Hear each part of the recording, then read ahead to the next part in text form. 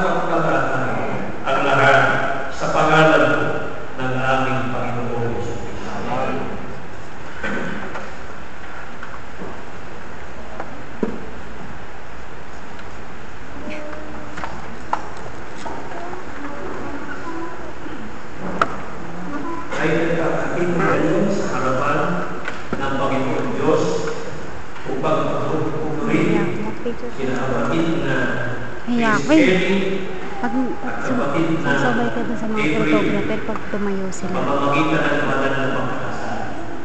Ang pag-aasawa ay tinatag ng Panginoon Diyos at pinatutunan nagpapahayag na isinasaan sa unang aklat ng Biblia sa Genesis na ganito ang sinasabi. At sinabi ng Panginoon Diyos, hindi mabuti na ang lalaki ay mag-isa.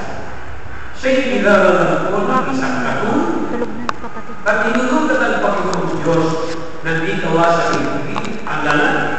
At sinatulog at kinuha ang isa sa kanyang mga tadyan at pinapaghilom ang laman sa lalaki.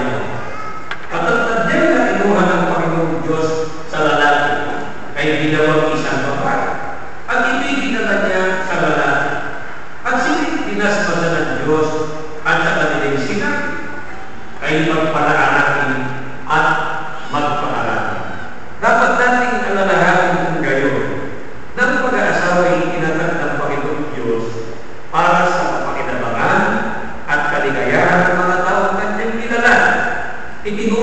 Patayin ko ng ating Panginoon Yesu Kristo na sa pagkakasal ay pinapagsasawa ng Panginoon Diyos ang lalaki at babae upang maging isang laban-laban sa paningin ng Diyos. Ganito ang kabuuan ng mga pag-uusap ng ating Panginoon ayon sa pagkakatala ng Evangelista si Marcos. Dahil hindi iniiwan ng lalaki ang kanyang ama at ina at makikisama sa kanyang asawa. At ang dalawa ay magiging isang laman. Kaya hindi na sila dalawa, kundi isang laman. Ang pinapagsama ng Diyos ay paghiwalay ng